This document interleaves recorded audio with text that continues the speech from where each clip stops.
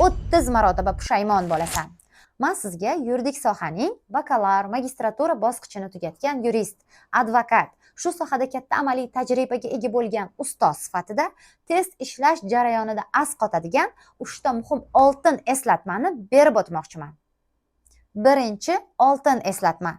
Savolni 3 marotaba o'qimasang, javobni belgilagandan so'ng 30 marotaba pushaymon bo'lasan. Shoshmasdan o'qi, diqqat bilan o'qi.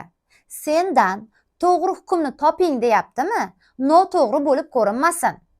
Sendan nomuvofiqini toping deyaptimi? Muvofiq bo'lib ko'rinmasin. Qaysi modda taalluqli emas deyaptimi? Taalluqli bo'lib ko'rinmasin. Eng katta qo'pol xatolaringizdan biri kim o'zariga o'ynaysiz. Shoshib o'qiysiz. Hattoki savollarni oxirigacha o'qimaysiz. Bittagina so'z savolni to'g'ri javobini hal qilib yuborishi mumkin. O'ta shoshasiz. Sabr bilan o'qimaysiz. Testni ichiga kirmaysiz. Shoshqaloqlik qilib shundoq yuzaki ko'r-ko'rona o'tib ketasiz. Agarda siz testni 3 marotaba qayta savolini o'zin o'qisangiz, birinchi zarbangiz savolni o'zidayoq bo'lmaydi.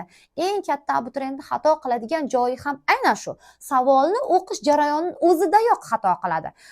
Keyin tahlilga olib kelganida, "Voy, men buni noto'g'ri hukmni toping deb ko'ribman, nomuvofiqini toping deb ko'ribman" deydi va unga vaqt yo'qotgan bo'ladi, asabini sarflagan bo'ladi va o'sha zarbadayoq uni yo'li burilib ketadi. Ko'zingni katta ochib o'qi. Savol sendan nima so'rayapti? Takror o'qi. Test bu shunchaki matn emas. Savol bu tuzoq. Savoldagi bitta so'zni noto'g'ri tushunding, pishganing shu joy bo'ladi. Tuzoq seni og'zini ochib kutib o'tiradi. Atiga bitta so'z xato ketdimi, 3-1 ballingdan ayrilding hisob. Ikkinchi oltin qoida. Ortiqcha ishonch bilimning eng katta dushmanidir. Hamma buni bilaman degan joyingda yiqilasan.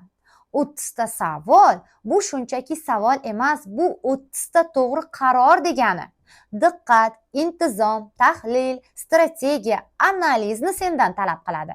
Men buni bilaman, buni ko'rganman dedingmi, o'sha joyda yiqilasan, o'sha joyda qoqilasan. Sababi bilaman deb o'zingga ortiqcha ishonganing sabab takrorni davomiy qilmaysan va o'sha narsani sendan zaifroq bilgan inson sendan 100 karra ko'proq takrorlab, sendan ustun keladi.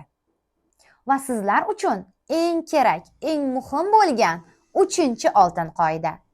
Bilim, shoshqaloqlik 30 tadan 18 ta to'g'ri javob. Bilim, e'tibor va anglash 30 tadan 28 ta to'g'ri javob. 30 tadan 30 ta ishlash sirlarini esa keyingi videolarimizda batafsil tushuntirib o'taman. Ungacha siz fikr-mulohazalaringizni izohlarda yozib qoldiring. Menimcha bu hammaga qiziq bo'lsa kerak. 30 ta savoldan 30 ta ishlash sirlari. E'tiboringiz uchun rahmat.